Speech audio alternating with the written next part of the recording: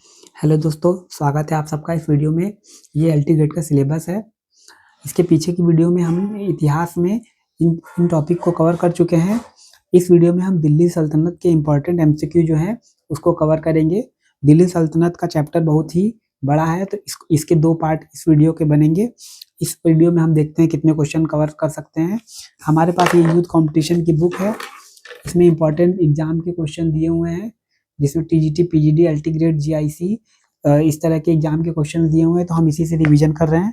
तो चलिए इस वीडियो को शुरू करते हैं। दिल्ली सल्तनत, ये हमारा टॉपिक है। दिल्ली सल्तनत 10वां चैप्टर, इसको शुरू करते हैं।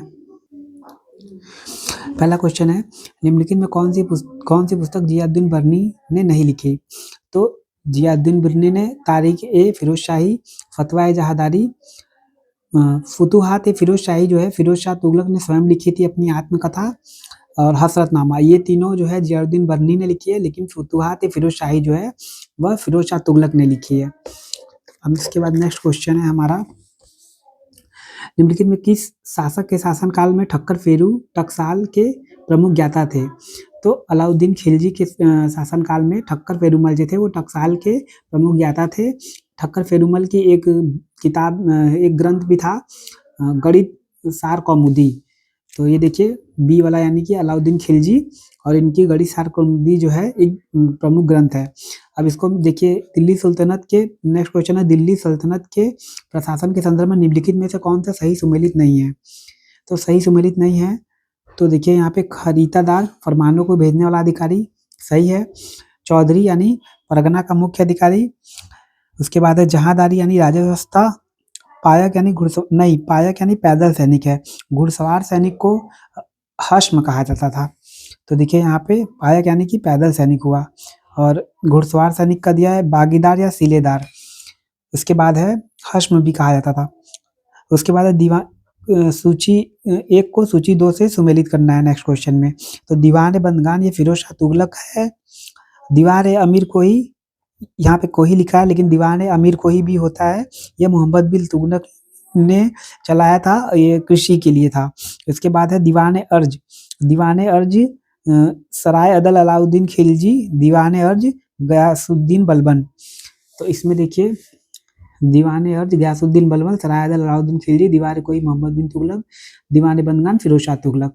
इसके बाद नेक्स्ट है हमारा अढ़ाई दिन का झोपड़ा के बारे में निम्नलिखित कथन में कौन सा सही है? तो यह तुर्कों द्वारा निर्मित पहली मस्जिद थी। तो ये कथन तो गलत है। तुर्कों द्वारा पहली मस्जिद जो थी कुतुबुल इस्लाम थी, कुतुबुद्दीन ऐबक ने ही बनवाई थी। इसके गुंबद पर लिखे अभिलेखों में इसके निर्माण के सुपरवाइजर अबू बकर इब्न अहमद खालू अल हरावी का नाम अंकित है। इसके मेहराब पर लिखे अभिलेखों में इसके निर्माण के निरीक्षक के रूप में अहमद इब्न मोहम्मद अल आरिद के नाम का उल्लेख है।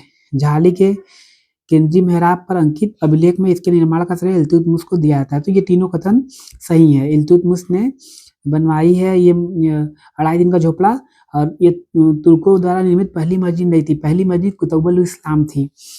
तो यहाँ पे देखिए सी यानी कि बी सी डी सही है, ए वाला जो है वो गलत है। कुतुबुद्दीन ऐबक द्वारा अजमेर में अढ़ाई दिन का झोपड़ा नामक मस्जिद बनाया गया है। मस्जिद संस्कृत के विश्वविद्यालय के स्थान पे बनाया गया है। इसके बाद है ये देखिए यहाँ पे लिखा है कि कुव्वत उल इस्लाम मस्जिद जो दिल्ली में स्थित है, निर्माण कुतुबुद्दीन ऐबक ने करवाया था। भारत तुर्कों द्वारा निर्मित पहली मस्जिद थी। इसके बाद नेक्स्ट क्वेश्चन पे चलते हैं। नेक्स्ट है हमारा क्वेश्चन, चुंबकीय कुतुबनुमा मैग्नेटिक कंपास का सर्वोत्तम संदर्भ निम्नलिखित में किस फारसी कृति में मिलता है? तो जवामी उल हिकायत में मिलता है। और फुतू उस सलातीन जो है यह मलिक इसामी द्वारा रचित है। आदाब उल हर्ब जो है ये फ़क्र मुदब्बिर द्वारा रचित है। और मिफ्ता उल फुजला जो है यह एक पांडुलिपि थी। और जवामी उल हिकायत जो है वो ऑफी द्वारा रचित है। ऑफी द्वारा रचित है। तो जहरुद्दीन नस्ल ऑफी द्वारा रचित है। इसमें चुंबकीय कुतुबनुमा मैग्नेटिक कंपास का सर्वोत्तम संदर्भ दिया गया है। नेक्स्ट क्वेश्चन में चलते हैं। सूची 1 को सूची 2 से मिलाना है कि मंगोल आक्रमण हुए थे उस समय सुल्तान कौन था दिल्ली का? तो देखिए यहाँ पे तरमा शिरीन जो है यह मोहम्मद बिन तुगलक के समय में हुआ था। और कुतलक ख्वाजा जो है अलाउद्दीन खिलजी के समय में मंगोल आक्रमण हुआ था। अलाउद्दीन खिलजी के समय सबसे ज़्यादा 6 मंगोल आक्रमण हुए थे। यह क्वेश्चन भी आता है। तो अलाउद्दीन खिलजी के समय भी 6 आक्रमण हुए थे और कुतलक ख्वाजा का आक्रमण उनमें से एक था। उसके बाद है तैर बहादुर। तो तैर बहादुर जो है मुइजुद्दीन बहराम शाह यानी ए का दूसरा, बी का तीसरा और डी का पहला। तो देख लेते हैं हम लोग, ए का दूसरा, बी का तीसरा, डी का पहला इसमें, यानी बी वाला सही है। इसके बाद नेक्स्ट क्वेश्चन है हमारा, मोहम्मद बिन तुगलक के निम्नलिखित प्रयोग को परियोजनाओं के अनुसार कालानुक्रम रखें। तो इसमें देखिए पहले आएगा राजधानी परिवर्तन, फिर सांकेतिक मुद्रा, फिर खुरासान, फिर कराचील। अब देख लेते हैं हम लोग इसका आंसर क्या है। पहले राजधानी परिवर्तन है, फिर सांकेतिक मुद्रा, फिर खुरासान, फिर कराचील। इसके बाद है दिल्ली की गद्दी पर रजिया के राजजोहर के समय निम्न में कौन सी विशेषताएं थी। दिल्ली के लोगों ने दिल्ली सल्तनत के इतिहास में पहली बार स्वयं की पहल पर उत्तराधिकारी मुद्दे पर निर्णय लिया। उसके बाद से दिल्ली का जनता स्वयं रजिया की ताकत कम होगी, ये सही कथन है। इसके बाद उन लोगों ने कहा यदि वो उम्मीदें पूरा नहीं करती तो गद्दी उतार दे, इसमें राजा को सही, ये दोनों कथन सही हैं। एक महिला शासक रूप में स्वीकार करता है, तुर्की मानसिकता की मजबूती, तीनों कथन सही हैं। तो डी यानी कि ए बी सी।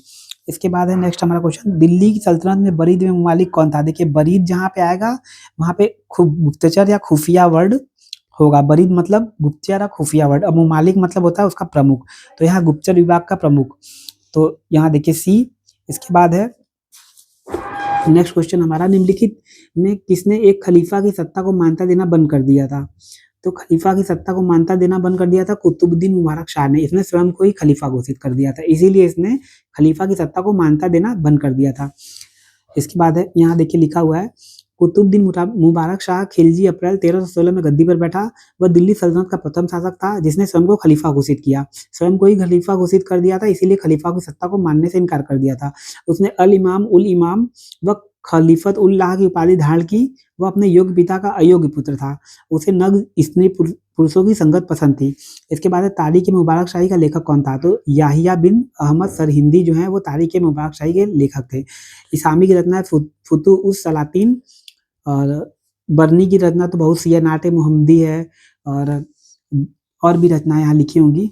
बरनी की देखते हैं अभी, बरनी की नहीं, याहिया बिन शर्मिंदी की मुबारक शाह का समकालीन था। तारीख मुबारक शाही लेखक याहिया बिन शर्मिंदी था। चलिए नेक्स्ट क्वेश्चन चलते हैं, निम्न में कौन सा मस्जिद भारत में प्रथम तुर्की मस्जिद है। कुव्वतुल इस्लाम मस्जिद जो है ये प्रथम मस्जिद है, या कुतुबुद्दीन ऐबक द्वारा बनवाई गई थी।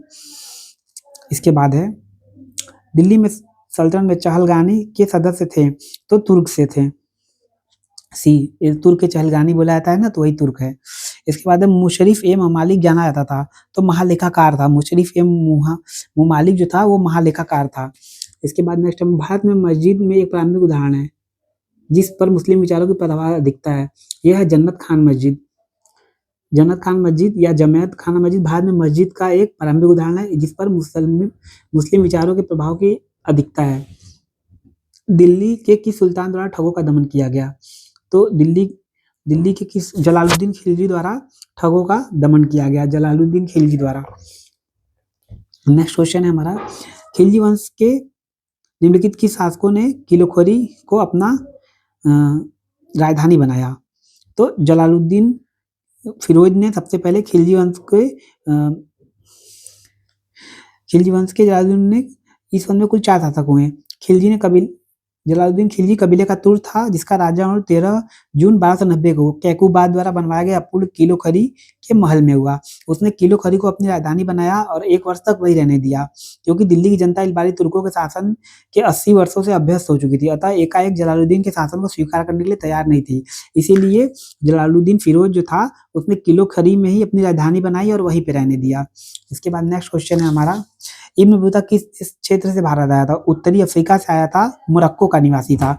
इब्न बतूता ने किताबुल रहला नामक ग्रंथ की रचना की थी, मतलब ग्रंथ कह लीजिए या किताब कह लीजिए। देखिए यहाँ पे लिखा हुआ है, इब्न बतूता का मूल नाम शेख अबू अब्दुल्ला था, मोरक्को उत्तरी अफ्रीका से आया था। 1333 में मोहम्मद बिन तुगलक के कार्यकाल में भारत आया था। 14 वर्षों तक भारत में रहा था। मोहम्मद बिन तुगलक ने उसे दिल्ली का काजी नियुक्त किया। 10 वर्षों तक वह इस पद पर रहा। तो इसके बाद हम नेक्स्ट क्वेश्चन चलते हैं, सल्तनत काल में फाजिल का अर्थ था, ये था इक़्तिदारों द्वारा सरकारी खजाने में जमा की जाने वाली राशि। इसके बाद नेक्स्ट हमारा सिंचाई कर लगाने वाला प्रथम सुल्तान कौन था? तो सिंचाई कर लगाने वाला प्रथम सुल्तान जो था वो फिरोज शाह तुगलक था। यहाँ पे लिखा है हक ए शर्ब हाब ए शर्ब, सिंचाई कर इसी का नाम था। यह कर लगाने वाला फिरोज शाह तुगलक दिल्ली सल्तनत का प्रथम सुल्तान बना। इसके बाद नेक्स्ट क्वेश्चन है हमारा, दिल्ली के किस सुल्तान ने चढ़ाई कर लगाया? तो अलाउद्दीन खिलजी ने चढ़ाई कर लगाया। अलाउद्दीन खिलजी जब भी नाम आएगा तो उसके बारे में हमें बहुत सी बातें ध्यान रखनी चाहिए। अलाउद्दीन खिलजी का नाम अली गुरशब था और इसके सिकंदर सानी भी इसको कहते हैं। अलाउद्दीन खिलजी ने बाजार नियंत्रण प्रणाली, चढ़ाई कर, घोड़ों पे दाग की प्रथा और शहनाए मंडी नामक अधिकारी नियुक्त किया था और इसने और भी कार्य किए थे। अभी जैसे जैसे हम लोग आगे पढ़ेंगे तो उसमें हम रिवीजन करते जाएंगे। इसके बाद है नेक्स्ट क्वेश्चन, राजस्व प्रणाली के अंतर्गत खालसा क्षेत्रों में मापन प्रणाली के स्थान पर उपज बंटवारे की प्रथा लाने की दिशा में ठोस कदम निर्मित किसके द्वारा उठाया गया? तो ये था गयासुद्दीन तुगलक के द्वारा। तो बरनी की संबंध निवर्णित था। गयासुद्दीन तुगलक ने पैमाइश व्यवस्था, इसके अंतर्गत जोत में आने वाले क्षेत्र किसान को राज्य का हिस्सा देना पड़ता था,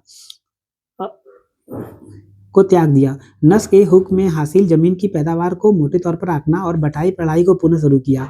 इसने खालसा क्षेत्रों में, खालसा होती थी जो भूमि उनके क्षेत्र में आ जाती थी, मतलब खालसा क्षेत्रों में मापन प्रणाली उपज के बंटवारे की प्रथा लाने की दिशा में ठोस कदम उठाए, जिसे किसानों को राहत देने वाला उपक्रम माना गया। तो ये गयासुद्दीन तुगलक था जिसने राजस्व प्रणाली के अंतर्गत खालसा क्षेत्रों में मापन प्रणाली के स्थान पर उपज के बंटवारे की प्रथा की दिशा में ठोस कदम उठाए थे। सिक्कों पर टकसाल का नाम लिखने की परंपरा भारत में किस सुल्तान ने शुरू की? तो इल्तुतमिश जो है इसने सिक्कों पर टकसाल का नाम लिखने की परंपरा शुरू की। बिलाल हिंद इसके एक सिक्के पे लिखा हुआ है और इसने ही भारत में सबसे पहले चांदी के टके, चांदी का टका और तांबे का जीतल चलवाया। ये देखिए बिलाल हिंद मिलता है सर्वप्रथम भारत में चांदी के टके पर। अब इसके बाद नेक्स्ट क्वेश्चन चलते हैं। सुल्तानगढ़ी मकबरा था नासिरुद्दीन महमूद का, जो इल्तुतमिश का पुत्र था। इसके बाद ये इंपॉर्टेंट क्वेश्चन है, सुल्तानगढ़ी मकबरा नासिरुद्दीन महमूद का मकबरा था और ये क्वेश्चन 2-3 बार पूछा है। इसके बाद है निम्नलिखित किस शासक काल पे विचार कीजिए? मसूद शाह, अच्छा इनके कालक्रम में लगाना है, तो मसूद शाह, बहराम शाह, इसके बाद यहाँ पे दिया हुआ है रुकनुद्दीन फिरोज, नासिरुद्दीन महमूद। तो देखिए नासिरुद्दीन महमूद जो है वो लास्ट में आएगा, रुकनुद्दीन फिरोज पहले आएगा। तो तीसरा जिसमें भी प्रथम है वही सही हो जाएगा, तीसरा बी। अब यहाँ पे हम देख भी लेते हैं, रुकनुद्दीन फिरोज जो है, रुकनुद्दीन फिरोज 1236 नवंबर से 1236, मतलब ये थोड़े दिन के लिए रहा। फिर बहराम शाह 1240 से 1242, महमूद शाह 1242 से 1246, नासिरुद्दीन महमूद 1246 से 1265। नसरुद्दीन महमूद के समय ही तैमूर लंग का भारत पर आक्रमण हुआ था। इसके बाद है दिल्ली के किस सुल्तान ने अपने शाही पुस्तकालय किताब खाना खास में खगोल शास्त्र और कुतुबनुमा और अन्य किताबें जमा कर रखी थी और जो चाहता था वो इनका उपयोग कर सकता था? फिरोज शाह तुगलक था। फिरोज शाह तुगलक सी सही है। फिरोज शाह तुगलक बहुत ही विद्वान था। जब वो अपनी शैया पे जाता था तो 30 विद्वान उसके आसपास चर्चा करते थे और इसने ही किताब एक खाना खास में खगोल दर्शन और कुतुबनुमा आदि संबंधित किताबें जमा कर रखी थी। इल्तुतमिश के कुलीन और ताजिक निम्नलिखित में किस श्रेणी के लोग थे? तो तुर्की थे, ये तो पता है, तो तुर्की गुलाम अधिकारी, उच्च वंशी गैर, तो यही होगा उच्च वंशी गैर तुर्की अधिकारी। इसके बाद है नेक्स्ट क्वेश्चन है, अपने राजा रोड के तुरंत बाद निम्नलिखित में किस सुल्तान ने अपनी रियाया को अपने इस निश्चिंत आदत के अपने पिता कदमों पर चलेगा और ये पूछता है कि मेरे राज्य की सीमा के भीतर मौजूद प्रत्येक बुजुर्ग शख्स मेरे पिता के समान है और हर नौजवान मेरे भाई के समान। ये मोहम्मद बिन तुगलक, सी। इसके बाद है नेक्स्ट हमारा, वह सुल्तान जिससे उसकी उदारता के लिए लाख बख्श के नाम से जाना जाता था उसका नाम बताइए? तो कुतुबुद्दीन ऐबक था, उसको लाख बख्श के नाम से जाना जाता था। वह गा के पढ़ता था तो उसको कुरान खां की उपाधि दी गई थी। 1206 से 1210 इसका शासनकाल था, वह एक गुलाम था। इलबारी, इसके बाद यहाँ पे देखिए हसन निजामी ने फक्र मुदब्बिर के आश्रम में दिल्ली में कुव्वतुल इस्लाम तथा अजमेर में 2.5 दिन का झोपड़ा नामक मस्जिद बनवाई। मुसलमान लेखकों को उसकी उदारता कांड लाख बख्श कहा है। सूर्य सर में कुरान पढ़ने कांड कुरान खां का कहा है। तबकात नासिरी की मिनाज सिराज ने हातिम द्वितीय कहा है। दिल्ली में कुतुब मीनार का निर्माण शुरू करवाया लेकिन इल्तुतमिश ने इसको पूरा करवाया। इसके बाद है 1232 में ग्वालियर के अभियान शासक की स्मृति में एक स्मारकी सिक्का जारी किया गया। इस पर इल्तुतमिश के अतिरिक्त किसका नाम उत्कीर्ण था? तो देखिए इसमें रजिया सुल्तान का नाम उत्कीर्ण था क्योंकि 1206 से 1210 कुतुबुद्दीन ऐबक था 1210 से 1235 तक, 1236 तक इल्तुतमिश था। तो इल्तुतमिश के साथ उसकी पुत्री रजिया सुल्तान का नाम उस पे डी उत्कीर्ण था। नेक्स्ट क्वेश्चन पे चलते हैं। बलबन के राजत्व सिद्धांत के संबंध में निम्नलिखित में से कौन सा कथन सही है? राजा तो पृथ्वी पर ईश्वर का प्रतिनिधि, राजा ईश्वर की छाया है, तो सत्य है। बाहरी मान मर्यादा प्रतिष्ठा को राजत्व के लिए अनिवार्य नहीं समझा जाता, ये भी सही है। बलबन ने उच्च कुल और निम्न कुल में पैदाइश फर्क को बार बार रेखांकित किया है, कौन सा कथन सही है?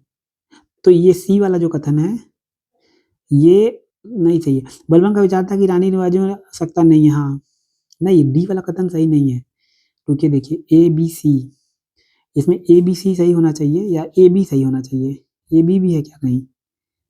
बी सी डी है। ईरानी रिवाजों तथा जीवन, उसने सिजदा एवं पाबोस की प्रथा चालू की थी, तो डी तो सही नहीं है, तो डी तो होना चाहिए था, तो डी इसमें है, यानी A B C, A B C सही है ना, डी यानी कि ए और सी सही है, केवल ए और सी, ए और सी सही है। तो इस क्वेश्चन में कंफ्यूजन है। बलबन ने सिजदा पाबोस चालू किया था, यहाँ पे दिया होगा, इसमें नहीं दिया है। चलिए नेक्स्ट क्वेश्चन पे चलते हैं। नेक्स्ट क्वेश्चन यही बताया, इब्न बतूता वर्णन करता है कि सुल्तान ने पुरुष गुलामों को मुक्त करने के लिए बुधवार का दिन, महिला गुलामों को मुक्त करने के लिए शुक्रवार का दिन तथा पुरुष गुलामों की शादी महिला गुलामों से कराने के लिए शनिवार का दिन तय किया था। सुल्तान को पहचानिए। तो सुल्तान मोहम्मद बिन तुगलक था। इसके बाद है, निम्नलिखित में से किस शासक के शासनकाल में बिलियन करेंसी चांदी के सिक्कों को पूरी तरह प्रस्थापित कर दिया था? तो फिरोज शाह तुगलक के शासनकाल में। सुल्तान ने मलिकों, अमीरों, दरबारों के जिम्मेदार रुतबों वाले एक दूसरे को घर न, ये अलाउद्दीन खिलजी थे, बी अलाउद्दीन खिलजी।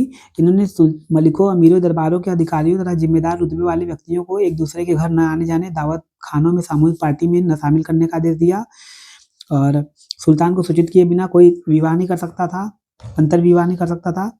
इसने देखिए गुप्तचर विभाग का गठन किया, मद निषेध को लागू किया, और ये अभी जो ऊपर हम लोगों ने पढ़ा, धनी व्यक्तियों से सम्मति छीनना, जनता का चरवाहा सिकंदर सानी मुल्ला मलिक गुरशप था, चढ़ाई कर लगाया। अब हम लोग नेक्स्ट क्वेश्चन पे चलते हैं। निम्नलिखित में से कौन सा सुल्तान अपने फरमान में अमीरों को मनसद आली के नाम से संबोधित करता था? बहलोल लोधी जो था वो मनसद आली के नाम से अपने अमीरों को संबोधित करता था। नेक्स्ट हमारा, अलाउद्दीन खिलजी द्वारा निम्नलिखित अलाई दरवाजा कहाँ तक जाने का प्रवेश द्वार था? तो कुव्वत उल इस्लाम मस्जिद तक जाने के लिए अलाई दरवाजा जो था प्रवेश द्वार था। इसके बाद नेक्स्ट है, किस सुल्तान द्वारा गुलरुख के नाम से ईरानी भाषा में नज्म लिखी जाती थी? तो गुलरुख के नाम से ईरानी भाषा में नज्म सिकंदर लोदी लिखता था।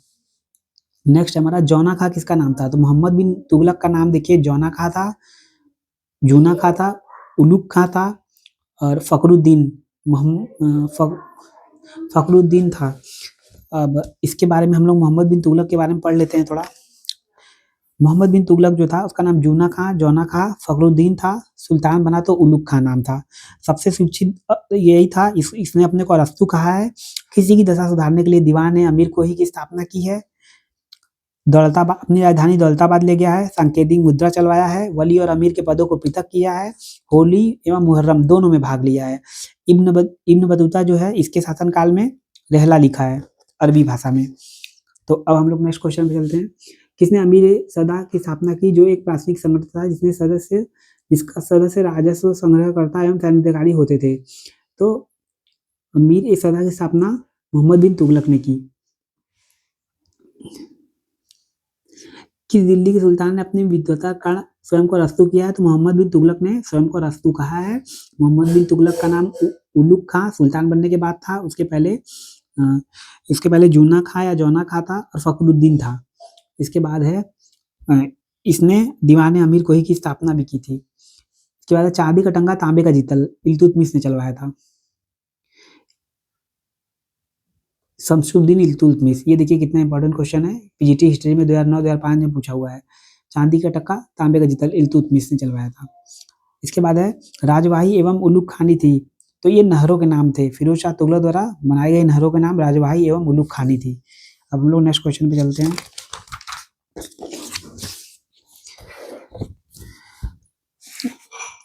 यहाँ पे है सर्वप्रथम दिल्ली के किस सुल्तान को खलीफा नासिर अमीर उल मोमिन के नाम से नवाजा गया? तो इल्तुतमिश को ही नासिर अमीर उल मोमिन की उपाधि से नवाजा गया। ये ईरान के खलीफा ने या बगदाद के खलीफा ने दिया था। बगदाद के खलीफा ने नासिर उल अमीन इल्तुतमिश को दिया था। इल्तुतमिश का अर्थ है साम्राज्य का स्वामी।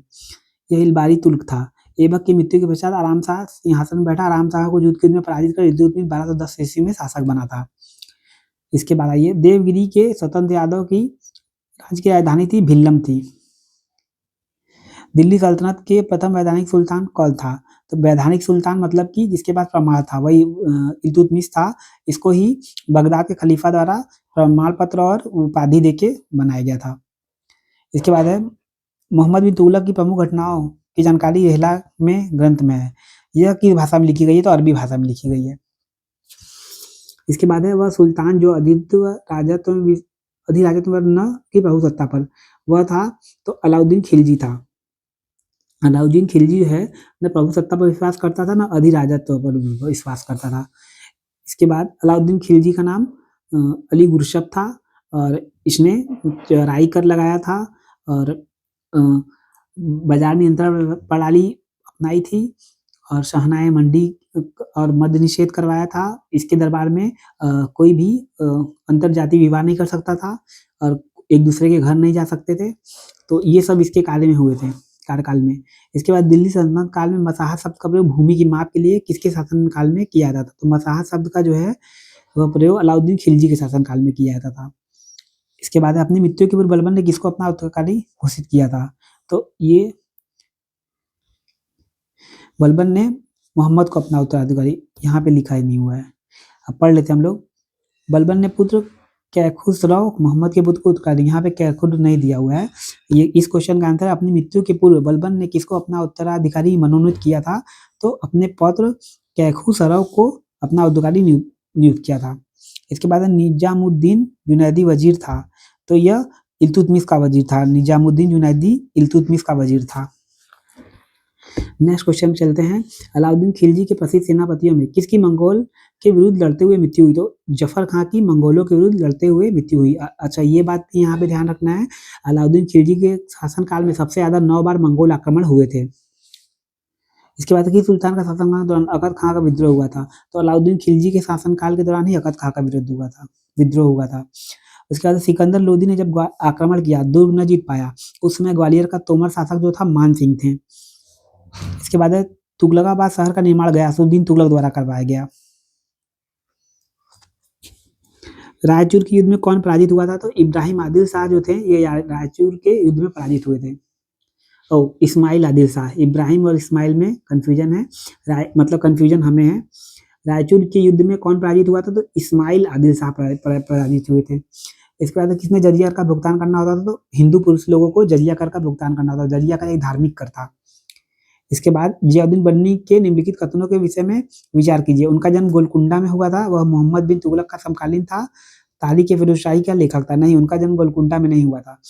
उनका जन्म सी यानी कि केवल 2-3, तो उनका जन्म कहाँ हुआ था? जियाउद्दीन बन्नी का जन्म बाद में एक सिख परिवार में हुआ था,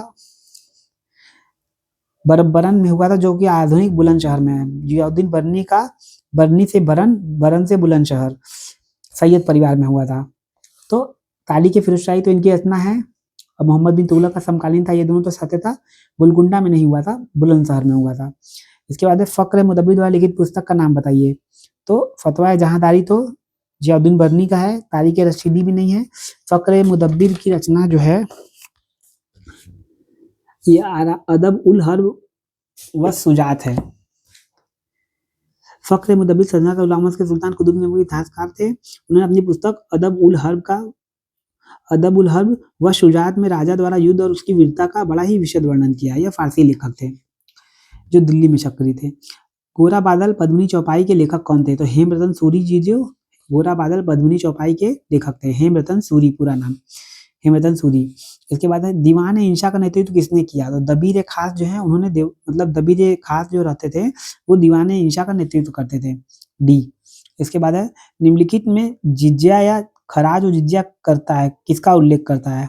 तो ये एक धार्मिक कर था। तो इसमें देखिए धार्मिक कर कौन है? हिंदुओं पे लगाया जाता था। तो गैर मुस्लिम यानी कि हिंदू, इस्लामी कानून द्वारा गैर मुस्लिम विषयों पर वित्तीय शुल्क के रूप में लगाया जाने वाला कर ए। इसके बाद नेक्स्ट हमारा, इनमें से किस राजवंश के शासनकाल में निजी बाजारों, तो अलाउद्दीन खिलजी, खिलजी राजवंश के समय ही बाजार प्रणाली जो थी वो लागू की गई थी, सी यानी कि खिलजी राजवंश। निम्नलिखित में कौन सा सल्तनत काल का पहला राजवंश था, तो सल्तनत काल का पहला राजवंश था मामलुक राजवंश था, डी। इसके बाद मुगल प्रशासन के संबंध में देखिए, ये DSSB PGT में पूछा गया है 2021 में ही, कि निम्नलिखित में से कौन सल्तनत काल का पहला राजवंश था, तो मामलुक राजवंश जो था वह सल्तनत काल का पहला राजवंश था, इसीलिए इसको 2 बार रिपीट किया हूँ। मुगल प्रशासन के संबंधित निम्न कौन सा युग्म असत्य है, तो मीर आतिश जो था वो तोपखाने का प्रमुख था, असत्य बताया, तो ये तो सही है। मीर बरबंद अधीक्षक मुशरिफ राजर दीवान बयूतात महालेखा, नहीं, दीवान बयूतात होता है कारखाने का, तो डी वाला जो है ये नहीं होना चाहिए। तो डी वाला देखिए शाही कारखाने का अधीक्षक होता था। तो यहाँ पे बाकी जो सही था, नाजीर बयूतात जो था वह कारखाने का होता था। इसके बाद नेक्स्ट है फुतुह उस सलातीन, ये मलिक इसामी जो है इनके लेखक थे, फुतुह उस सलातीन के। नेक्स्ट क्वेश्चन है हमारा बी, देखिए फुतुह सलातीन अबू बकर इसामी या मलिक इसामी, लेकिन बी जो है इसके लेखक थे। सोहराब रुस्तम की कथा शाहनामा में है, शाहनामा किसके द्वारा रचित है, फिरदौस के द्वारा रचित है। फिरदौस किसके शासनकाल में थे, तो महमूद गजनवी के शासनकाल में थे। तो देखिए इसमें से असंगत पूछा है कि कौन असंगत है, तो जियाउद्दीन बरनी तारीख फिरोजशाही सही है, अब्दुल कादिर बदायूनी तबकात अकबरी ये नहीं सही है, खाफी खा मुंतखाब उल लुआब मुदमित खा इकबालनामा, ये बदायूनी की रचना नहीं है अब्दुल कादिर, ये है निजामुद्दीन अहमद, यानी कि अकबरी है तो निजामुद्दीन अहमद। जैसे अकबर का नाम जलालुद्दीन अकबर था, तो जलालुद्दीन से हम इसको याद रखेंगे निजामुद्दीन, तबकात अकबरी यानी निजामुद्दीन, तो निजामुद्दीन अहमद। इसके बाद है बन्नी के अनुसार सैन्य घुड़सवार संगठन का अवरोही क्रम क्या है, अवरोही क्रम यानी बड़ा से छोटा, तो बड़ा देखिए पहले आएगा अमीर, फिर मालिक, सिपह सलाहकार, फिर सरखेल, यानी 3 4 2 1, 3 से कोई स्टार्ट है नहीं, 4 3 2 1, 4 3 2 1 यानी ए वाला सही है, फिर ए वाला सही है। अब इसमें देखिए अमीर नहीं, पहले मलिक आएगा, मलिक बराबर 1 खान, 10 अमीर बराबर 1 मलिक, 10 सिपह सलार मतलब 1 अमीर, 10 सरखेल मतलब 1 सिपह सलाहकार। अब नेक्स्ट क्वेश्चन में चलते हैं हम लोग। इस घटना के पश्चात जबरदस्त आंधी आई, बहुत जोर की वर्षा हुई, अकाल पड़ा, बर्नी का यह कथन किस घटना की ओर संकेत करता है, निजामुद्दीन औलिया की नाराजगी, गयासुद्दीन तुगलक की हत्या, सीदी मौला की हत्या, जलालुद्दीन खिलजी, सीदी मौला की हत्या हुई थी तो यही सब हुआ था। बर्नी का यह लेख सीदी मौला की हत्या के बाद हुआ, जब उसको हाथी से कुचलवा दिया गया, तो बर्नी ने काफी दुख भरे शब्दों में लिखा कि इसकी मौत की घटना के बाद एक जबरदस्त आंधी आई, बहुत जोर की वर्षा हुई, अकाल पड़ा, इस लेख की पुष्टि इसामी ने भी की है। अब नेक्स्ट है हमारा इत्तलाक क्या था, इत्तलाक था घुड़सवारों को अतिरिक्त घोड़ा तो नहीं, खालसा भूमि की लगन नहीं, शाही घुड़सवारों को धनादेश पत्र था, क्योंकि जब इत्तलाक एक मतलब हुंडी जैसा पत्र रहता था, उसको लेके जब वो जाते थे तो उनको 50% मिलता था और 50% राजशाही खजाने में चला जाता था शाही घुड़सवारों को। तो देखिए यहाँ पे लिखा है फिरोज शाह तुगलक ने इसको स्टार्ट करवाया था इत्तलाक को, और यह एक प्रकार की हुंडी थी जिसकी सहायता सैनिक राजस्व अधिकारियों से वेतन प्राप्त करते थे। इस पत्र को लेकर जब कोई सैनिक लगान वसूल कर रहे अधिकारियों के पास जाता था तो उससे केवल 50% लगान मिलता था और शेष 50% सरकारी खर्चे के लिए छोड़ दिया जाता था। चालीसा दल को भंग किया था बलबन ने भंग किया था, बलबन है गयासुद्दीन बलबन, बलबन ने तुर्कान चेलगानी जो था उसको भंग किया था, वही चालीसा दल है, इसको भंग कर दिया था। इसके बाद इल्तुतमिश ने चलाया था, देखिए कितना इंपॉर्टेंट क्वेश्चन है, फिर से रिपीट कर लीजिए। निम्न में से किस सुल्तान ने चालीसा दल को भंग किया था, तो बलबन ने भंग किया था। ये देखिए 2020 2018 में 2003 2009 में पूछा हुआ है PGT UP PSC. Next question है हमारा चतनामा, चतनामा अरबी भाषा में लिखी गई है, अभी हम लोगों ने इसके पिछले वाले चैप्टर में पढ़ा है। इसमें अरबों के सिंध विजय का उल्लेख है, कासिम द्वारा भारत पर आक्रमण का उल्लेख है, और चतनामा को अली अहमद ने लिखा है और इसका फारसी में बाद में अनुवाद किया गया है। इसके बाद नेक्स्ट क्वेश्चन पे चलते हैं।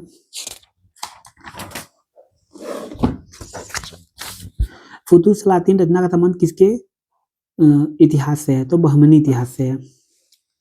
इसके बाद है कोक शास्त्र की फारसी भाषा में अनुवाद किया, तो जिया नक्शबी जो है उसने कोकसास का फारसी भाषा में अनुवाद किया, डी यानी कि जिया नक्शबी।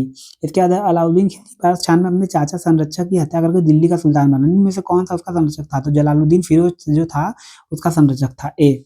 इसके बाद नेक्स्ट क्वेश्चन है, जियाउद्दीन बर्नी किस सुल्तान के दरबार में सलाहकार थे, तो मोहम्मद बिन तुगलक, फिरोज शाह तुगलक के दरबार में सलाहकार थे, क्योंकि इन्होंने तारीख फिरोज शाही लिखी थी।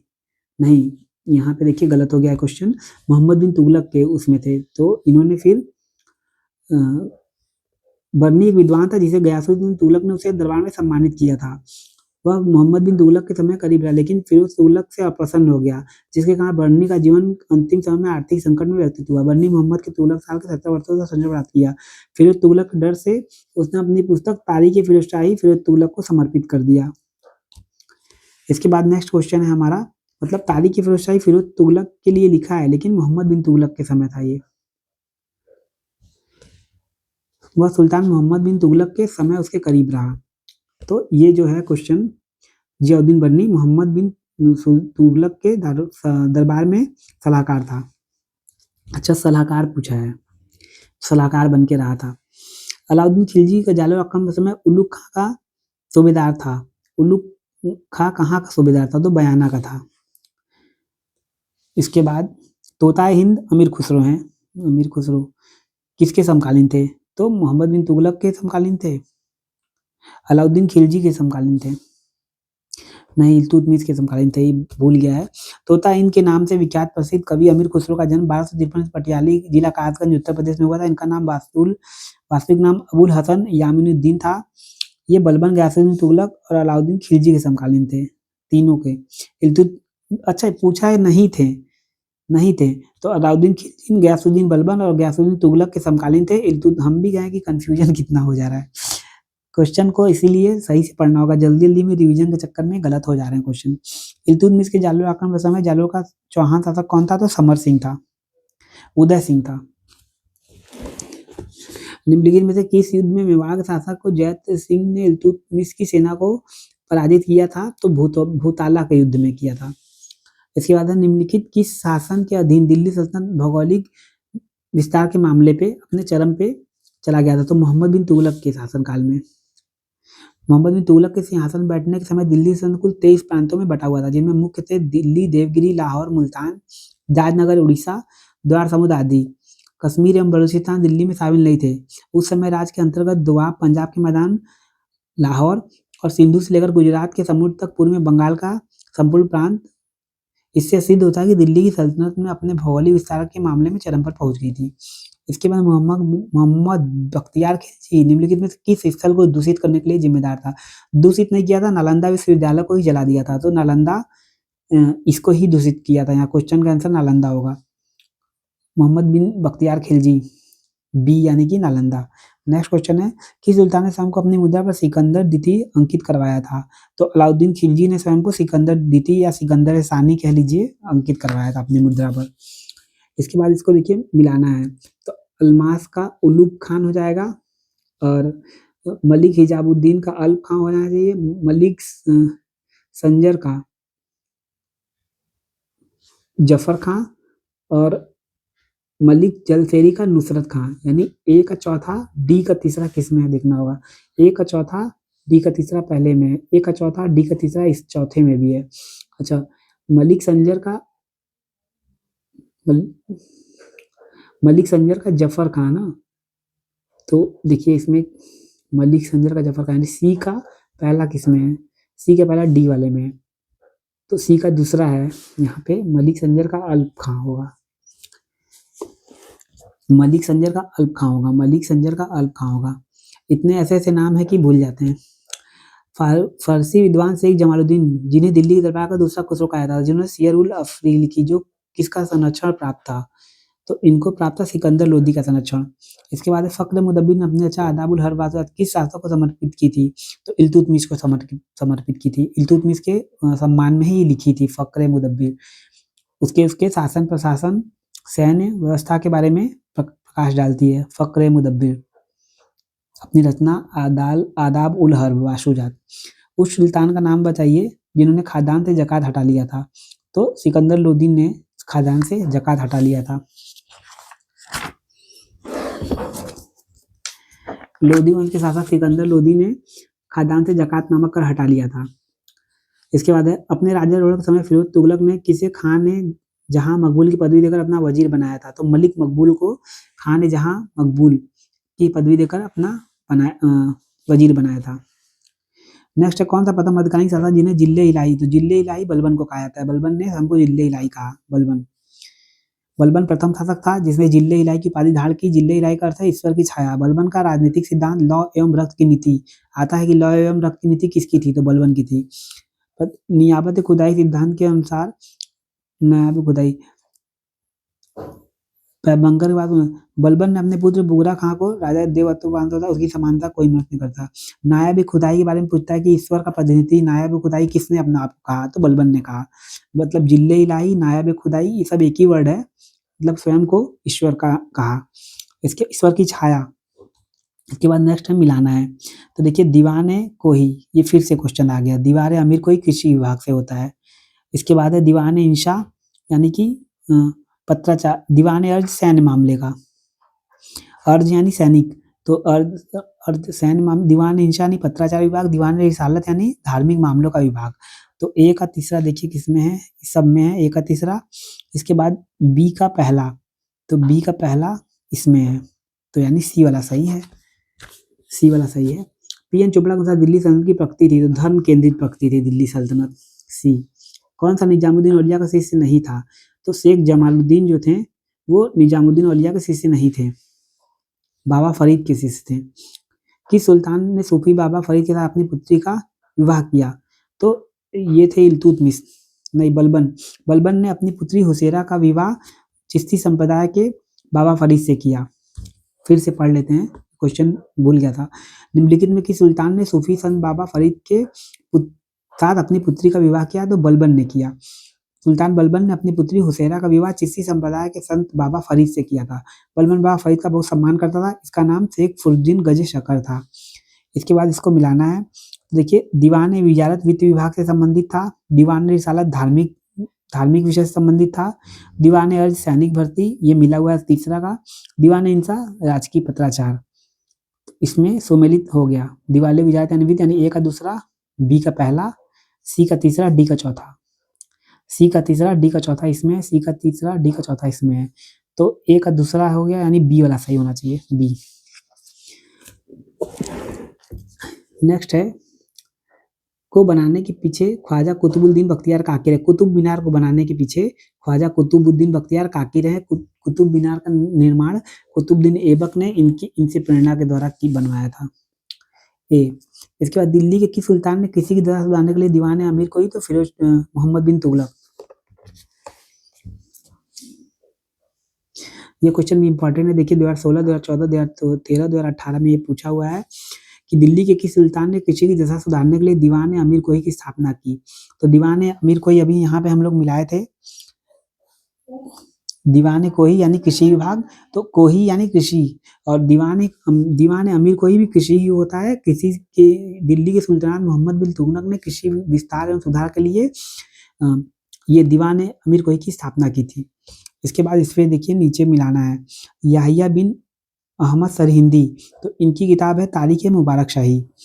इसके बाद इसामी की है फुतुह उस सलातीन। अहमद यादगार की है अब्दुल्ला की तारीख दाऊदी है। अहमद यादगार की तारीख सलातीन ए अफगाना है। तो अब हम लोग देखते हैं, ए का चौथा है, बी का तीसरा है, सी का दूसरा है। ए का चौथा, बी का तीसरा पहले देख लेते हैं किसमें। ए का चौथा इसमें बी का तीसरा, तो बी वाला सही है यहाँ पे। नेक्स्ट हमारा है, किस इतिहासकार ने भारत में 13वीं शताब्दी एवं 14वीं शताब्दी में नगरीय क्रांति का सिद्धांत का प्रतिपादन किया है, तो मोहम्मद हबीब ने किया है। डी यानी कि मोहम्मद हबीब ने 13वीं एवं 14वीं में भारत में नगरीय क्रांति कहा है। अच्छा, यहाँ पे देखिए इंपॉर्टेंट पॉइंट, रहट या रहट को सिंचाई से साधनों से आता है कि सल्तनत काल में रहट शब्द का क्या अर्थ है, तो यानी सिंचाई अर्थ है।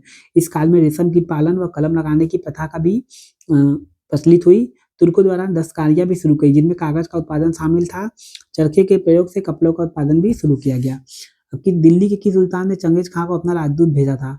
तो चलते चंगेज खान के समय में अपना राजदूत इल्तुतमिश के समय में भेजा था। बी।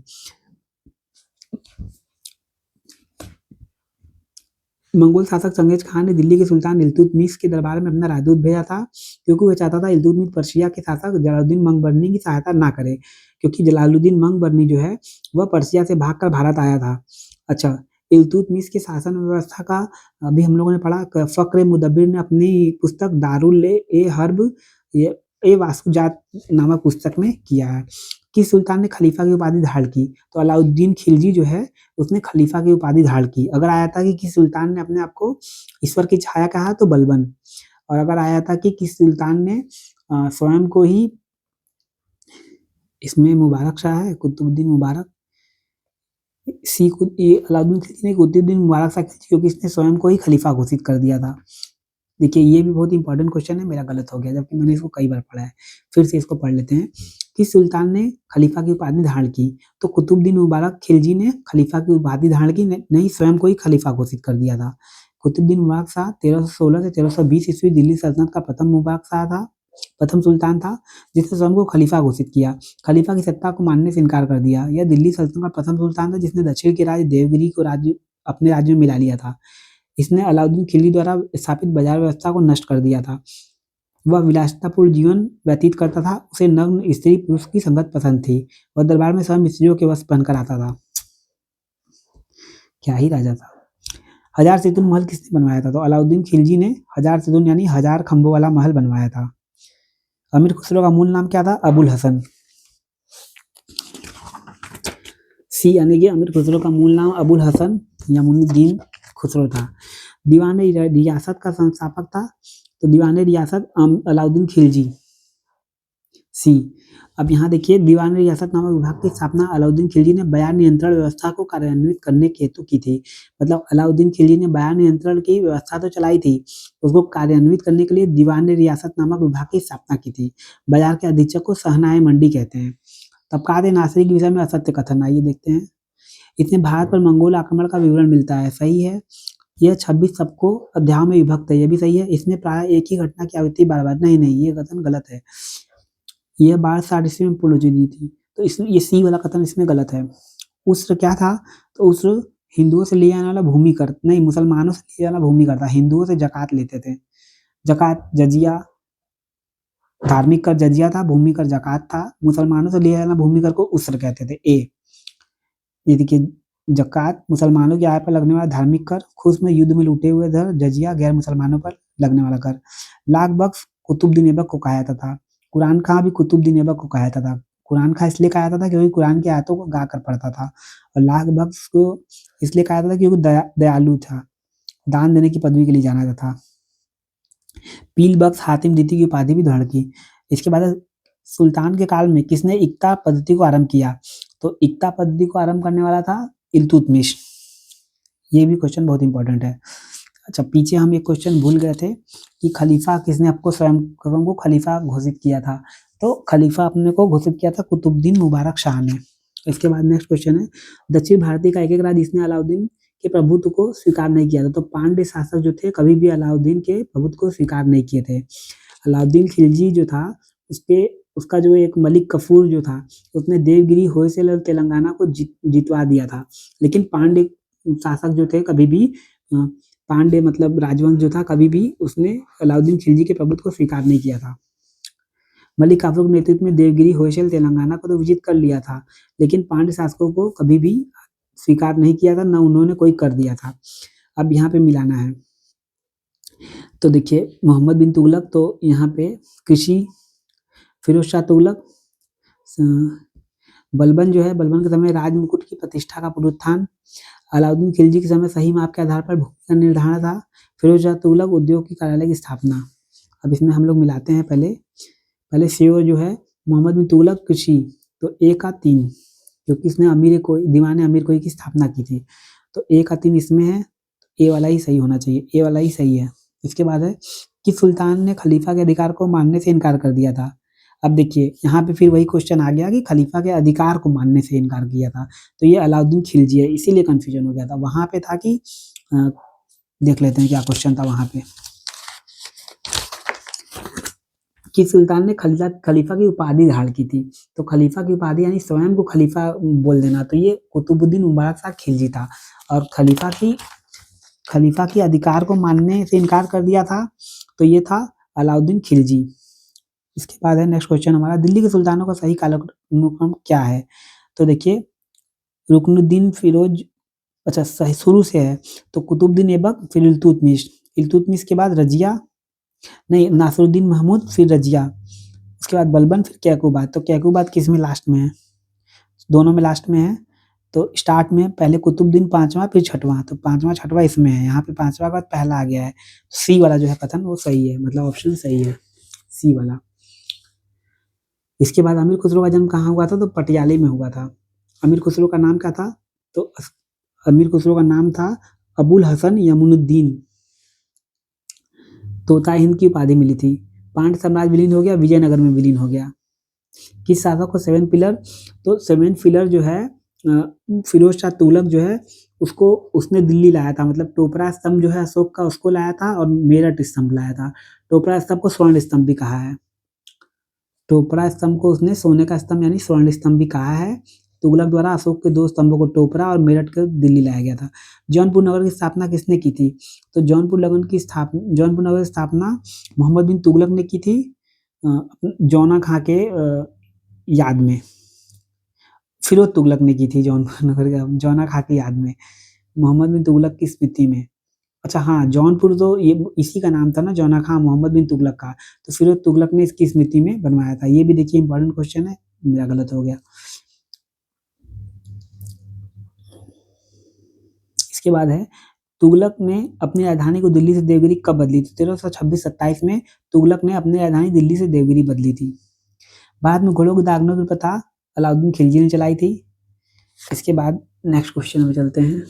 देखिए यहाँ पे एक्सप्लेन किया है, भारत के घोड़ों को दागने की प्रथा अलाउद्दीन खिलजी ने शुरू की थी। वह एक कुशल सेनापति और शासक था। युद्ध के समय घोड़े व व्यक्तियों को न बदला सके, उसने क्रमशः दाग व हुलिया की परंपरा शुरू की थी।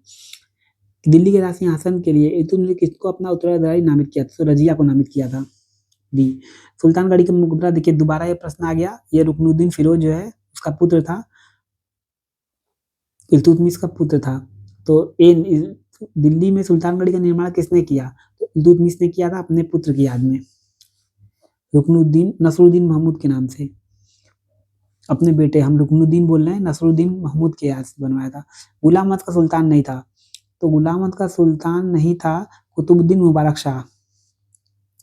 कुतुबुद्दीन मुबारक शाह ने स्वयं को खलीफा घोषित किया था, स्वयं को खलीफा को मतलब खलीफा की उपाधि धारण की थी।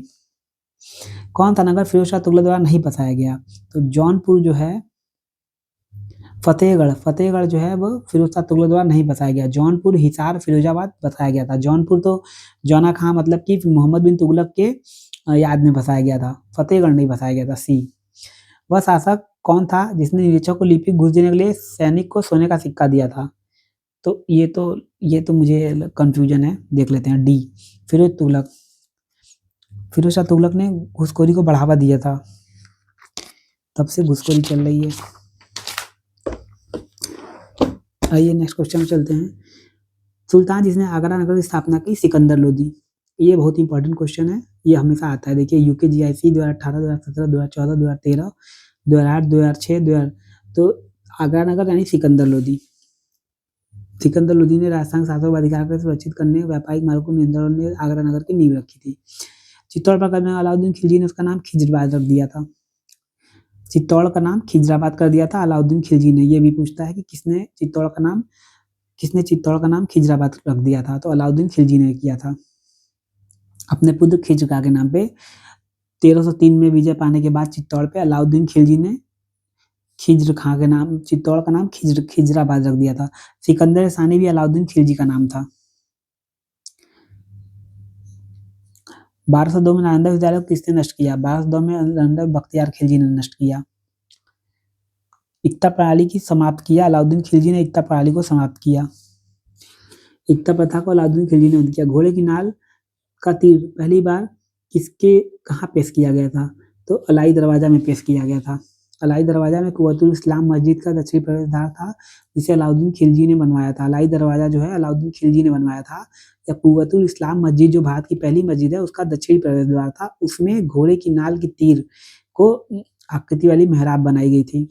नेक्स्ट है दिल्ली सुल्तान रजत का टंका सबसे पहले किसने जारी? तो रजत का टंका यानी चांदी का टंका और तांबे का जितल इल्तुतमिश द्वारा जारी किया गया था। दिल्ली सल्तनत के वंशजों में कालानुक्रम में व्यवस्थित करना है, तो देखिए गुलाम, खिलजी, तुगलक, सैयद, लोदी, यही जो है सही है।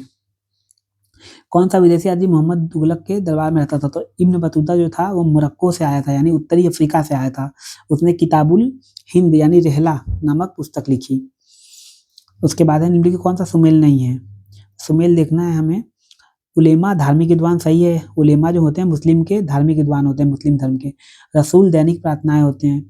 इल्म कुरान से प्राप्त ज्ञान इल्म होता है। सुन्नी पैगंबर के आधुनिक नहीं, शिया सुन्नी जो है उनके दो मुस्लिम धर्म की शाखाएं हैं, ये आधुनिक व्यवहार नहीं है। सुन्नी उनकी मतलब ऐसे हम हिंदू धर्म में ढेर सारी जातियां होती है, तो उसमें शिया सुन्नी उनकी शाखाएं होती हैं, मुस्लिम धर्म की एक शाखा है।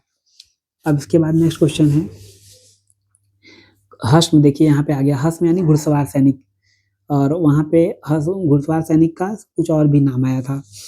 हश्म यानी घुड़सवार सैनिक हो गया। फवाजिल यानी निर्धारित राजस्व में प्राप्त होने वाली राजस्व। तौफीर यानी एकता के आय में बढ़ोतरी। कल्ब यानी सेना। हश्म यानी घुड़सवार सैनिक। फाजिल यानी निर्धारित राजस्व के अस्तित्व में होने वाली राजस्व आय। तौफीर एकता से प्राप्त अनुयायी। तुर्कान जहानी का उल्लेख सबसे पहले किसने किया? तो तुर्कान ए चिहलगानी का फुतुह सलातीन में किया गया है। फुतुह सलातीन किसने लिखा है? तो मलिक इसामी, अब्दुल मलिक इसामी। 40 वर्षों की खानी और उसने कभी बाजारों का नहीं किया है, तो ये बलबन था। बलबन ने 40 वर्षों की खानी में कभी भी बाजार के लोगों से मिला नहीं था। इसके बाद नेक्स्ट क्वेश्चन है मिलाना है कि कौन सा युग गलत है? तो दीवाने रियासत तो अलाउद्दीन खिलजी है। दीवाने बंदगान फिरोज शाह तुगलक ने किया था, गयासुद्दीन तुगलक ने नहीं। तो ये कथन देखिए यहाँ लिखा है दीवाने बंदगान इसकी स्थापना फिरोज तुगलक द्वारा की गई थी। फिर से मिलाना है। मुहियान गुप्तचर यही सही से सुमेलित है, क्योंकि बरीद यहाँ पे गुप्तचर विभाग होना चाहिए। शहनाए मंडी जासूस, शहनाए मंडी यानी कि बाजार का जो अधिकारी होता था, बाजार नियंत्रण का। बरीद गुप्तचर विभाग होता था। मुशरिफ एवं मालिक होता था महालेखाकार। और मुहियान यानी गुप्तचर, यही सुमेलित है, बाकी तीनों गलत हैं। तो ए। इसके बाद है 1000 दिनारी की पदवी दी गई थी। तो मलिक कफूर जो है उसको 1000 दिनारी की पदवी दी गई थी। ये अलाउद्दीन खिलजी का योग्य सेनानायक था, हिजड़ा दास था, हिजड़ा। इसके बाद निम्नलिखित सुल्तानों में किसने शिक्षा में व्यावसायिक पाठ्यक्रम लागू किया था? तो फिरोज शाह तुगलक ने किया था, फिरोज शाह तुगलक।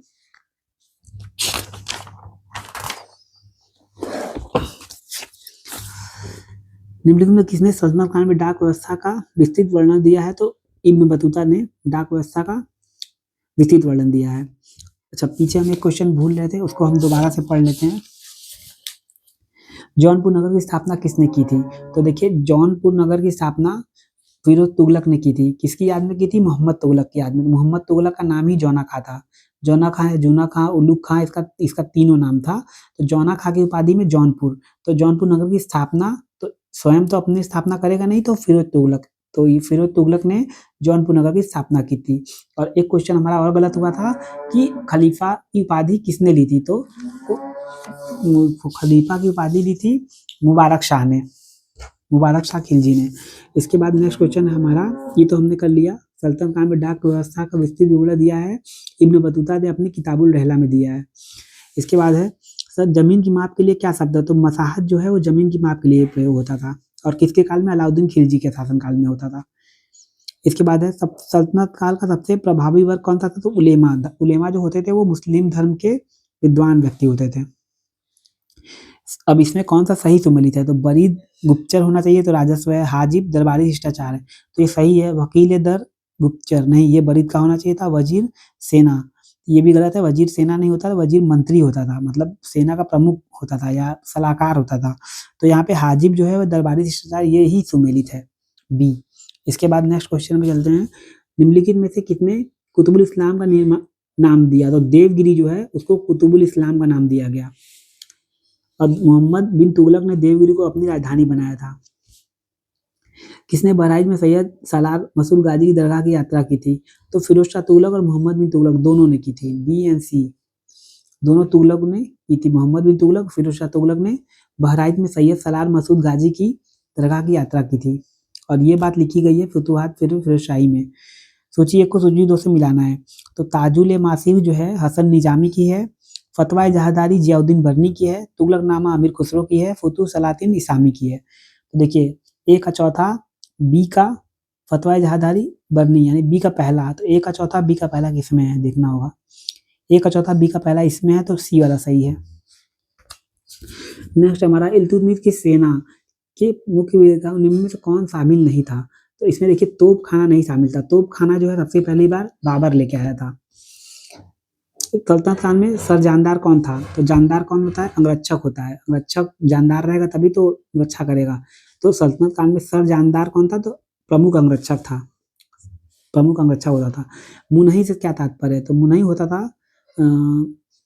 गुप्तचर होता था मुनही। अभी हमने पीछे यहाँ पे पढ़ा मुहियान या मुनही गुप्तचर होता था। हर जगह अलग अलग लिखा हुआ है। मुनही जो है एक गुप्तचर होता था। नेक्स्ट है दिल्ली सल्तनत द्वारा संरक्षण दी गई भाषा थी। फारसी भाषा को संरक्षण दिया गया था। तुर्की में अगर एग्जाम में आ जाता तो तुर्की लगा देते क्योंकि तुर्की और फारसी। अब यहाँ पे फिर से देखना होगा जीआईसी लेक्चर में पूछा गया क्वेश्चन है। दिल्ली सल्तनत द्वारा फारसी भाषा को संरक्षण दिया गया था। दिल्ली के प्रारंभिक सुल्तानों ने अरबी के स्थान पर फारसी भाषा को राजकीय संरक्षण प्रदान किया था।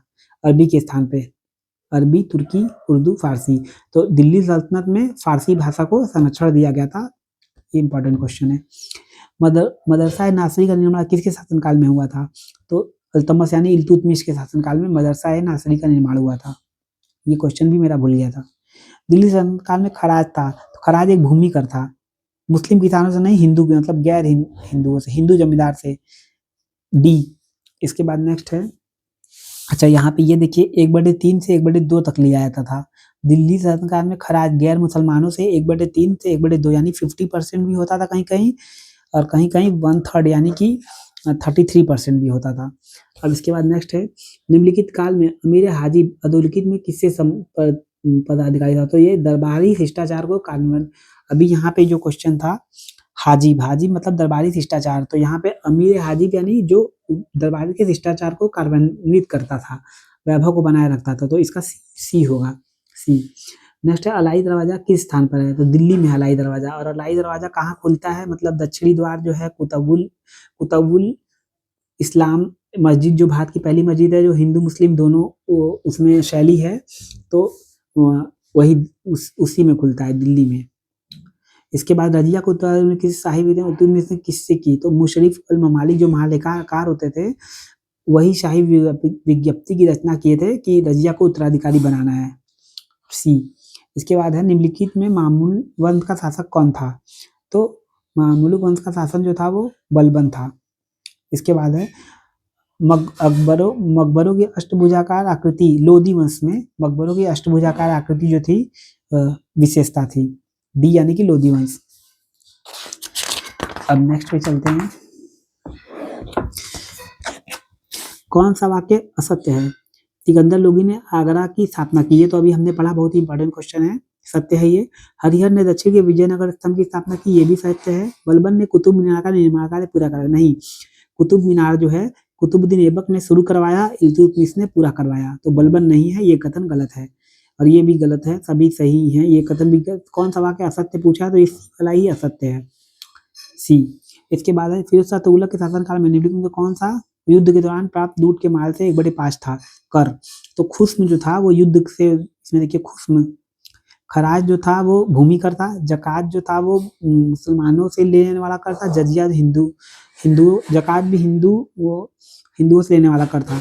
खुस्म जो था वो युद्ध में प्राप्त जो लूट का होता था उसका 1/5 कर था। इसके बाद फतवा आलमगीरी के नाम से इस्लामिक कानूनों मध्यकालीन भारत के कोई शासक, देखिए औरंगजेब आलमगीर, तो औरंगजेब होना चाहिए इसका, औरंगजेब। डी। औरंगजेब को कहीं कहीं औरंगजेब आलमगीर ही कहते हैं, तो औरंगजेब जो है वही फतवा आलमगीरी के नाम से इस्लामिक कानूनों का पूर्ण रूप से वर्णन करता था। इसके बाद इब्न बतूता के मुस्लिम अन्वेषक जो मोहम्मद बिन तुगलक के शासनकाल में भारत आया, वह किस देश से था? तो यह उत्तरी अफ्रीका के मोरक्को से था। ये भी पूछता है कि उत्तरी अफ्रीका, दक्षिणी अफ्रीका, तो उत्तरी अफ्रीका में कहाँ, मोरक्को से। और इसने क्या किया था, इसने अरबी भाषा में किताबुल हिंद यानी रहला की रचना की थी। उसमें मोहम्मद बिन तुगलक के शासनकाल का वर्णन है। इसके बाद है जौनपुर में शर्की राज्य स्थापित किया गया था, तो मलिक सरवर ने किया था। जौनपुर में शर्की राज्य, देखिए ये भी यूपी हायर एजुकेशन एग्जाम में पूछा हुआ है। जौनपुर में शर्की राज्य स्थापित किया तो मलिक सरवर ने किया था। मध्यकालीन भारत में पहली बार गैर मुस्लिमों को सरकारी नौकरियों मिला था, तो मिला था अलाउद्दीन खिलजी के शासनकाल में, नहीं मोहम्मद बिन तुगलक के शासनकाल में मिला था। निम्नलिखित में से किसने सांकेतिक मुद्रा प्रारंभ की, तो फिरोज शाह तुगलक है, मोहम्मद बिन तुगलक। गयासुद्दीन तुगलक की मृत्यु के बाद उलुग खान यानी जौना खान ने शासन इसके नाम से शासन किया। इसने तारीख फिरोजशाही बरनी रहला में उपयोग था। चांदी के सिक्के स्थान पर कांधे का सिक्का जारी करवाया, उसका पतलन चांदी के सिक्के की भांति करवाया। तो यहाँ पे है कि किसने सांकेतिक मुद्रा प्रारंभ की थी, तो मोहम्मद बिन तुगलक ने सांकेतिक मुद्रा प्रारंभ की थी। निम्नलिखित किस दिल्ली के सुल्तान ने मद निषेध लागू करने का असफल प्रयास किया, तो जो अलाउद्दीन खिलजी था उसने ही अपने शासनकाल में मद निषेध यानी कि कोई नशा नहीं करेगा, अलाउद्दीन खिलजी बी। इसके बाद दिल्ली की सुल्तान में सर्वाधिक मंगोल आक्रमण, तो अलाउद्दीन खिलजी के समय सर्वाधिक 6 बार मंगोल आक्रमण हुए थे, सी। इसमें से कौन एक सुमेलित है, इब्न बतूता किताबुल रहला तो सुमेलित है। अच्छा कौन सुमेलित है, तो यही सुमेलित है। जियाउद्दीन बरनी तबकात नासिरी नहीं, तबकात नासिरी मिनहाज सिराज की रचना है। अबुल फजल की रचना है आइन अकबरी। तराशिगो शाहजहां नहीं, शाहजहां इनकी रचना नहीं है। अब आइए, निम्नलिखित की सुल्तानों ने पुनरुद्धार के लिए कृषकों को सरकारी सौंदर्य देने का प्रथा आरंभ किया। देखिए फिरोज शाह तुगलक जो है, मोहम्मद बिन तुगलक जो है, उसने दीवान अमीर कोही की स्थापना की कृषि के लिए, और कृषि की पुनरुद्धार के लिए ही सौंदर्य जो है वो ऋण देने का सरकारी खजाने से करवाया। तो यहाँ पे मोहम्मद बिन तुगलक होगा। इसके बाद नेक्स्ट है, नेक्स्ट पे जाने से पहले हम यहाँ पढ़ लेते हैं। अलाउद्दीन खिलजी जो है उसको अली गुरशप या सिकंदर सानी भी कहते हैं। इसने देखिए मद निषेध, घोड़ों को दागने की प्रथा, इक्ता प्रणाली का समाप्ति, 6 मंगोल आक्रमण हुए इसके शासनकाल में। अलाई दरवाजा दिल्ली में जो है उसका निर्माण करवाया, और ये अलाई दरवाजा कुतुबुल इस्लाम मस्जिद जाने का एक रास्ता है। चराई कर लगाया, बाजार नियंत्रण प्रणाली की, और बाजार नियंत्रण प्रणाली को कार्यान्वित करने के लिए शहनाई मंडी नामक शासक जो होता था उसका भी इंतजाम किया। हौज खास का निर्माण करवाया, राजधानी सीरी बनाया, बरीद गुप्तचर यानी गुप्तचर विभाग की भी स्थापना की। तो अगर अलाउद्दीन खिलजी से रिलेटेड आएगा तो इतना इंपॉर्टेंट पॉइंट है। फिर से हम रिपीट कर लेते हैं। अलाउद्दीन खिलजी का नाम अली गुरशप था, उसने सिकंदर शानी भी अपने आप को कहा था। उसने पहले मद्य निषेध, मतलब कि कोई उसके राज्य में नशा नहीं करेगा, और घोड़ों को दागने की प्रथा, क्योंकि घोड़े बदल दिए जाते थे, इक्ता प्रणाली की समाप्ति कर दी। इसके शासनकाल में 6 बार मंगोल आक्रमण हुए। अलाई दरवाजा दिल्ली का निर्माण करवाया, चराई कर लगाया, मतलब अलाई चराई ऐसे भी याद रख सकते हैं। बाजार नियंत्रण प्रणाली, शहनाई मंडी, मतलब बाजार नियंत्रण प्रणाली को कार्यान्वित करने के लिए शहनाई मंडी नाम का एक शासक होता था। शासक क्या कह लीजिए कि प्रमुख होता था। हौज खास का निर्माण करवाया, राजधानी सीरी बनाया, बरीद गुप्तचर विभाग की स्थापना की। अब हम लोग नेक्स्ट क्वेश्चन पे चलते हैं। फिर से देखिए वही क्वेश्चन आ गया कि किसने शराब पीना, जुआ खेलना, भांग खाने पर प्रतिबंध, मतलब नशा पर प्रतिबंध लगाया, तो अलाउद्दीन खिलजी ने लगाया। नेक्स्ट है, अलाउद्दीन खिलजी ने मूल्य नियंत्रण संबंधी उपायों की देखभाल के लिए कौन से पदाधिकारियों की नियुक्ति की, तो शहनाई मंडी की तो की थी, बरीद की भी की थी, गुप्तचर विभाग, सराय अदल, तो ये तीनों की थी। सराय अदल, शहनाई मंडी, बरीद मुन्हिस, तीनों की थी अलाउद्दीन खिलजी ने। तो 1 2 3 यानी कि, अरे 1 और 2 खाली, सराय अदल की नहीं की थी।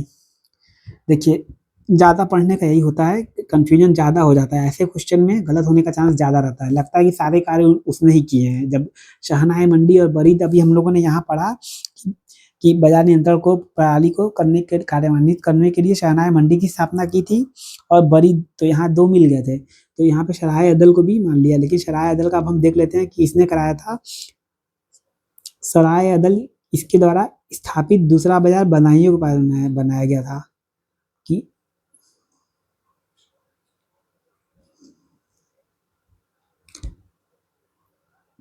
वलीद और मुन्हिस अलाउद्दीन के समय गुप्तचर अधिकारी थे। बदायूं द्वार के पास बनाया गया था सराय अदल, तो इसी के द्वारा तो बनाया गया था। अब यहाँ पे ए दिया हुआ है, और केवीएस का पूछा हुआ क्वेश्चन है।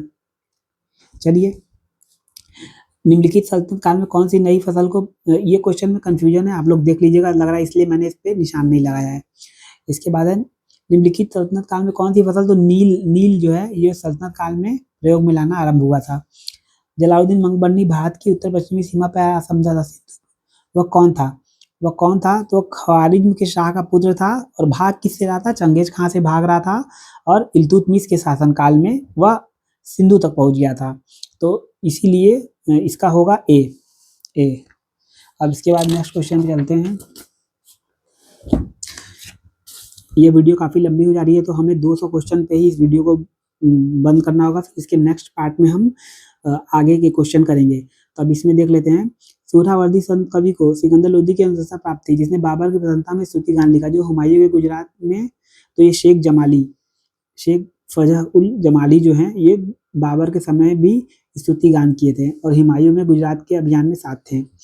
अब इसमें देखिए नेक्स्ट क्वेश्चन पे विचार करना है। तुर्कान चहलगानी इल्तुतमिश द्वारा 40 तुर्कों का गुलाम अधिकारियों का समूह था, ठीक है। इसके बाद शमसी गुलामों का एक ही मास्टर था, एक ही समूह था। प्रत्येक ने घोषणा की कि मैं ही हूँ, तो दोनों कथन सही है और एक कथन की आर व्याख्या है। ए यानी कि दोनों सही हैं और एक सही उसकी व्याख्या है। नेक्स्ट इसके बाद है बलबन ने सैनिकों की संख्या व उनके वेतन, सही है। अपनी सेना को चुस्त दुरुस्त करने के लिए उसने सेना को एक्सरसाइज, ये भी सही है। बलबन ने अपने सेना अधिकारियों को गुप्त रखा, ये भी सही है। वह एक दिन पहले ही जानकारी देता था, तो इसमें 1, 2, 3 यानी कि डी। इसके बाद नेक्स्ट क्वेश्चन है हमारा 177वां। फिरोज शाह तुगलक ने कारखानों को निम्न में से किस वर्ग को कितने वर्गों में विभाजित किया? तो रतीबी और गैर रतीबी, इन्हीं बस ये पहला ही, इसमें ए ही सही है, तो इसमें ए सही है। निम्नलिखित में किस सुल्तान ने कुछ क्षेत्रों में मुक्ति के लिए संग्रह एवं सैनिक कार्यों को अलग उसकी शक्ति को काफी कमजोर कर दिया था? तो इसमें होगा गयासुद्दीन तुगलक, नहीं अलाउद्दीन खिलजी ने। इसमें मैंने आंसर नहीं लगाया है, इसका मतलब कि ये क्वेश्चन मैंने पढ़ा नहीं है, तो इसमें इसको अभी हम लोग पढ़ लेते हैं। किस सुल्तान ने कुछ क्षेत्रों में मुक्ति के कर संग्रह एवं सैनिक कार्यों को अलग कर उसकी शक्ति को काफी कमजोर कर दिया? तो अलाउद्दीन खिलजी था। इसके बाद है दास राजा में सबसे महान किसे माना जाता है? तो कुतुबुद्दीन ऐबक को सबसे महान, नहीं शमसुद्दीन इल्तुतमिश को। इसके बाद है किस इतिहास लेखक ने अमीरों को इक्ताओं के एवज में ऋण देकर व्यापारी एवं साहूजन बहुत धनी हो गए? किस इतिहास लेखक ने कहा है? तो ये मिनहाज सिराज लिखा होगा, नहीं शम्स सिराज अफीफ ने लिखा है। अमीर खुसरो को किस वाद्य यंत्र के लिए श्रेय दिया जाता है? अमीर खुसरो को सितार के लिए दिया जाता है, सितार तबला सारंगी। ये क्वेश्चन मैंने याद किया था, मुझे भूल गया। दिल्ली के लोधी सुल्तान कौन थे? तो दिल्ली के लोधी सुल्तान जो थे वो अफगान थे। यहाँ देखिए दिल्ली के लोधी प्रथम अफगान थे। इसके बाद है निम्नलिखित में कौन एक सुमेरित है? फिर वही क्वेश्चन आ गया। इसमें इब्न बतूता जो है किताबुल रहला अरबी भाषा में लिखा हुआ है, इस सुमेरित है। जियानुद्दीन बर्नी तबकात नासिरी, नहीं मिनहाज सिराज की है तबकात नासिरी। अबुल फजल की आईन अकबरी है। अब इसके बाद नेक्स्ट क्वेश्चन है मध्यकाल में शाही नियंत्रण वाले भूखंड क्या कहलाते थे? तो खालसा कहलाते थे। इसके बाद है खालसा हम लोगों ने वहाँ पढ़ा था। अलाउद्दीन खिलजी ने अपने चाचा की जलालुद्दीन खिलजी की हत्या की थी, कहाँ की थी? कड़ा में की थी, सी। मोहम्मद बिन तुगलक ने अपनी राजधानी कहाँ परिवर्तित की थी? देवगिरी में परिवर्तित की थी और इसको कुतुबुल कुछ कहा भी था। 1327 में परिवर्तित किया था, उसका नाम दौलताबाद रखा था देवगिरी में। देवगिरी को एक और भी नाम दिया गया था, कुतुबुल इस्लाम जैसा कुछ नाम दिया गया था। दिल्ली के सुल्तान इल्तुतमिश पर निम्नलिखित कथनों पर विचार कीजिए। उसने हौज खास का निर्माण कराया, उसने अपनी राजधानी सीरी बनाई। तो ये अभी हमने पढ़ा कि हौज खास का निर्माण और राजधानी सीरी बनाई जो थी वो अलाउद्दीन खिलजी ने बनाई थी, तो दोनों कथन गलत है, डी दोनों कथन गलत है। इसके बाद दिल्ली सल्तनत में मुकद्दम कौन था? तो ग्राम का मुखिया को मुकद्दम कहा जाता था। पतंजलि की योग सूत्र में अरबी भाषा में अनुवाद किसने किया? तो अलबरूनी जो था वो अपने समय का बहुत बड़ा ही अनुवादक था, उसे कई भाषाओं का ज्ञान था। इसने सबसे पहले ही पुराणों का अध्ययन किया, मतलब प्रथम मुस्लिम है जिसने पुराणों का अध्ययन किया अलबरूनी। इसका नाम ये खीवा में जन्मा है 973 में और ये अपने समय का बहुत ही जानकार था। अलबरूनी किसके शासनकाल में था? तो महमूद गजनवी के शासनकाल में था। अलबरूनी और फिरदौस दोनों महमूद गजनवी के शासनकाल में थे और पतंजलि की योग सूत्र का अरबी भाषा में अनुवाद इसने ही किया था। इसने अरबी भाषा में अपनी किताब भी लिखी है, बहुत फेमस किताब है, इसका भी नाम नहीं याद आ रहा है मुझे। तैमूर के आक्रमण के समय दिल्ली का सुल्तान कौन था? तो नसरुद्दीन महमूद तुगलक जो था वो दिल्ली का सुल्तान था तैमूर लंग के आक्रमण के समय 1398 ईस्वी में। इसके बाद है मोहम्मद बिन तुगलक द्वारा लिया गया सबसे बड़ा फैसला दिल्ली की देवी राजधानी तथा का स्थानांतरण था। यह कदम सुल्तान दिल्ली लोगों को दंडित करने था। दोनों कदम सही लग रहा है, ये दोनों का ए सही लेकिन आर गलत है, दंडित करने के लिए नहीं लिया गया था कदम। कौन गुलाम वंश का नहीं है? तो देखिए रजिया तो गुलाम वंश की है, कुतुबुद्दीन ऐबक भी गुलाम वंश का है, इल्तुतमिश बलबन। जलालुद्दीन खिलजी नहीं होगा, बी जलालुद्दीन खिलजी नहीं है। इसके बाद है जालौर को विजित करके अलाउद्दीन ने जालौर का नाम क्या रखा? तो जलालाबाद रखा। और चित्तौड़ को विजित करके अलाउद्दीन ने उसका नाम क्या रखा था? खिजराबाद, अपने पुत्र खिज्र खां के लिए। ठीक, तो यहाँ पे हमें याद रखना है कि उन्होंने भी नाम चेंज किए थे। तो उन्होंने अलाउद्दीन खिलजी ने जब चित्तौड़ को जीता था उसका नाम खिजराबाद कर दिया था, और जब जालौर को जीता तो उसका नाम जलालाबाद कर दिया था, बी। इसके बाद है मंगोल खां तरमाशिन निम्नलिखित में से किस शासन के? तो मोहम्मद बिन तुगलक के शासनकाल में इसने आक्रमण किया था। मंगोल खां मतलब मंगोल के आक्रमण होते थे अलाउद्दीन खिलजी के समय सबसे ज्यादा 6 बार हुए थे, और मोहम्मद बिन तुगलक के समय तरमाशरीन ने आक्रमण किया था, बी। तकावी जो है ये कौन सा ऋण था? तो तकावी ऋण जो था वो कृषि का ऋण था। और कौन सी दीवान अमीर कोही की स्थापना की थी? मोहम्मद बिन तुगलक ने। तो उस समय ये ऋण दिए जाते थे किसानों को। तो इसमें कृषि वाला जो है, कृषि के प्रयोजन हेतु ये कथन सत्य है, पूछा है कि सही नहीं है, तो व्यापारिक प्रयोजनों के लिए नहीं दिया जाता, ये कथन गलत है दूसरा वाला। उसके बाद मतलब एक ये चौधरी मुकदमों के माध्यम दिया था जो अलग अलग किसानों को, ये भी सही है। चौधरी मुकदमा दावने के लिए गारंटी नहीं देते।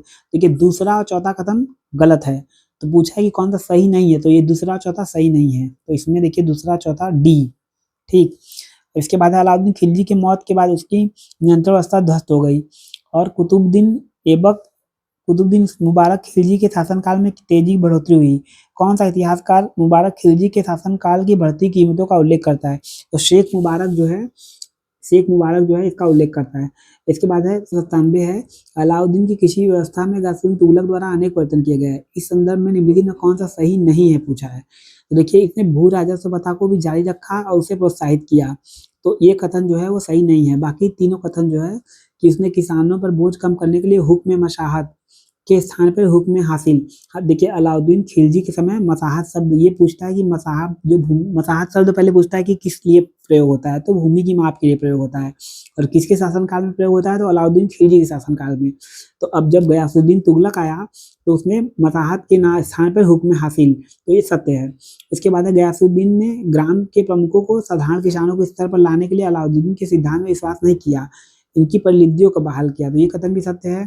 उसने खेती और चरगाह को कर निर्धारण से छूट प्रदान की, तो ये भी सत्य है, क्योंकि उसने चराई कर और क्या क्या लगा के रखे थे ना।